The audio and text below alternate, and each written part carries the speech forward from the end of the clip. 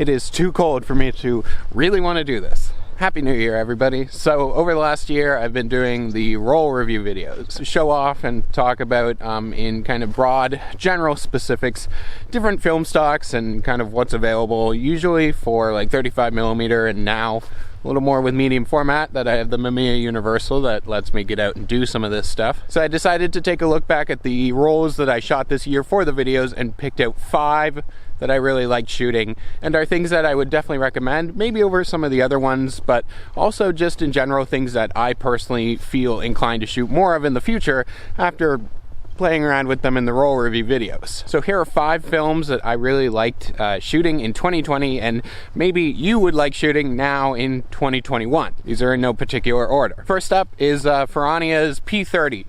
Which is an 80 ISO black and white negative film. One of the first videos I did last year in 2020, back in January or February, was talking about Ferrania's journey to bring back film. Originally they planned to bring back color reversal, but that's been really hard because color reversal involves a lot of stuff. But they did launch a black and white negative film that looks really nice. I really enjoyed shooting it. It's becoming more available slowly. It is sometimes hard to get your hands on. It is a nice low grain film. It's got nice contrast and it's just really smooth, and I was super happy to get my hands on some and shoot some and do a video on it. It can be hard to find, and I will throw information down below, of course, for all of this stuff. But Ferrania's P30, I want to shoot more of it. I would love to get my hands on some more rolls this year, but it is definitely something that you all should check out if you haven't.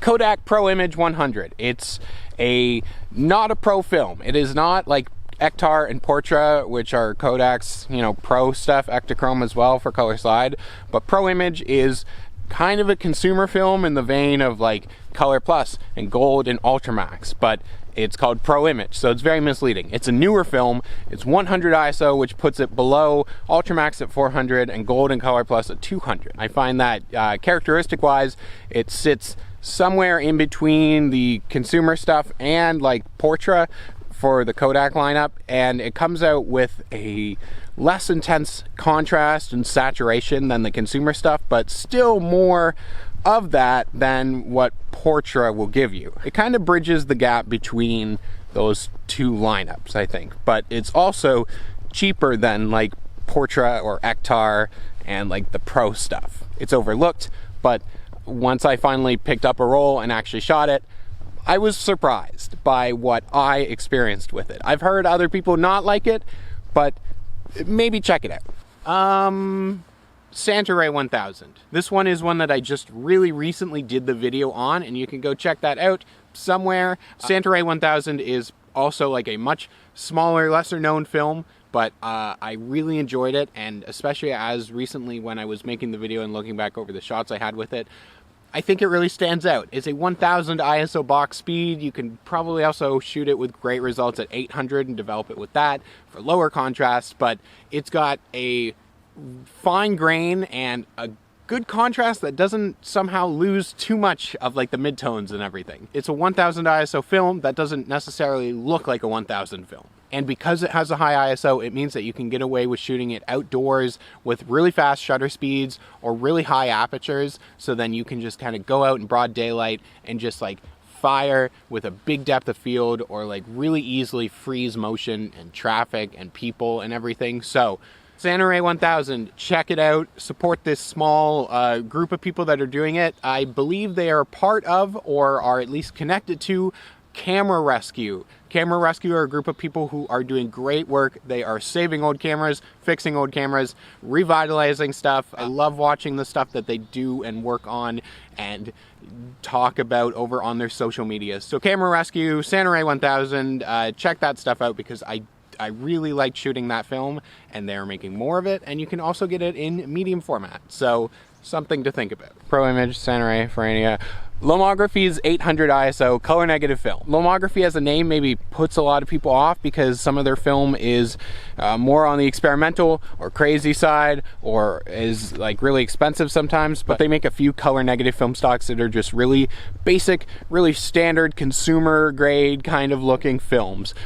200, 400, and 800. But it's noteworthy because like Kodak and Fuji don't make an 800 ISO consumer grade film. Kodak makes a disposable camera that is 800 ISO, but they don't sell like Ultramax 800 or Gold 800. So Lomo 800 is actually filling a somewhat important gap in like the cheaper like consumer level options for stuff. It's not super expensive if you can get your hands on some.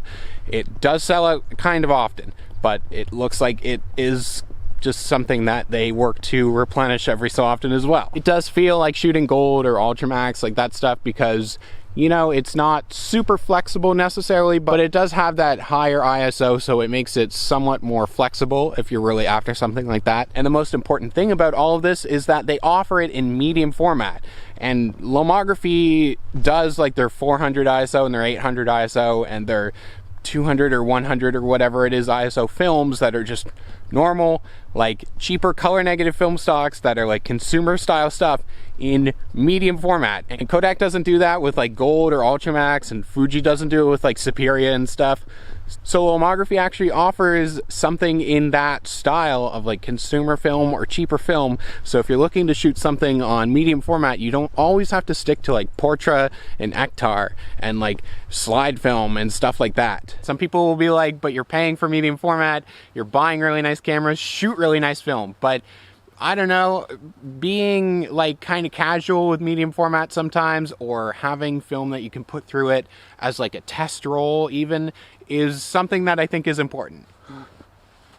Ilford Ortho Plus, also a more recent one from a few months back, October, November. Ortho Plus is one of the only and also most easily to acquire black and white orthochromatic film, which means that it lacks red sensitivities. So it gives you that kind of old school look to it with the contrast, the blown out sky, the like darker areas of like sudden black shadowy parts that are a result of the reds in your image. It's an 80 ISO film, which also means that it is more flexible than most kind of like older or more obscure truly orthochromatic films that you can get out there. A lot of orthochromatic stuff you might come across has like an ISO of 12 or like 25 or something, but ISO 80 makes it one of the easiest choices to shoot when it comes to orthochromatic stuff. And I think it's a great film to use and experiment with filters to even bump things up, like yellow filters and just other things like that. Don't put a red filter on it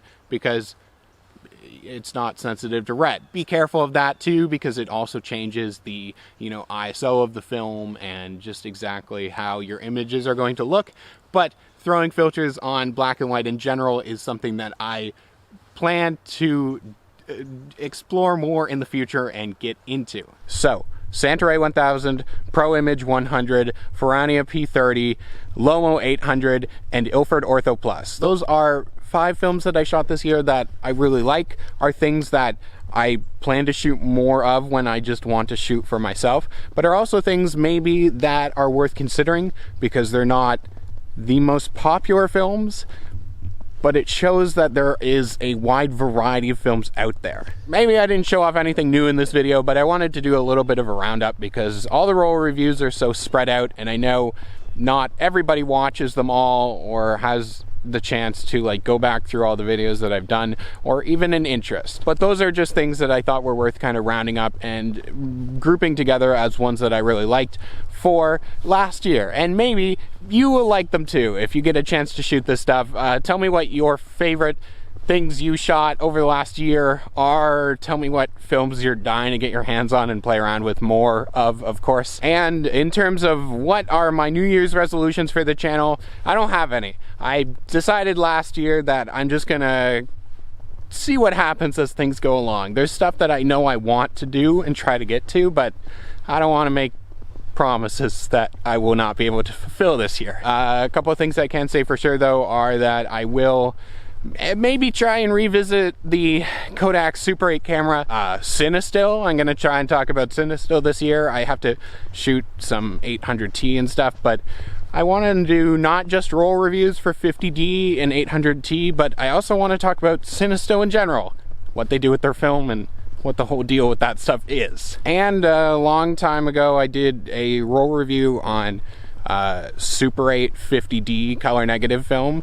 So pretty soon I will do another Super 8 roll review and show off some footage for that as well and talk about a specific film stock. So I'm excited for that. There is like lots of things in my brain and lots of stuff that I hope to accomplish. So hopefully this year we'll see a variety of videos go up. And as always, thank you all for watching. There's info in the description for the Patreon and links for all the stuff that I was talking about in the other videos. And my battery is about to die because it's cold.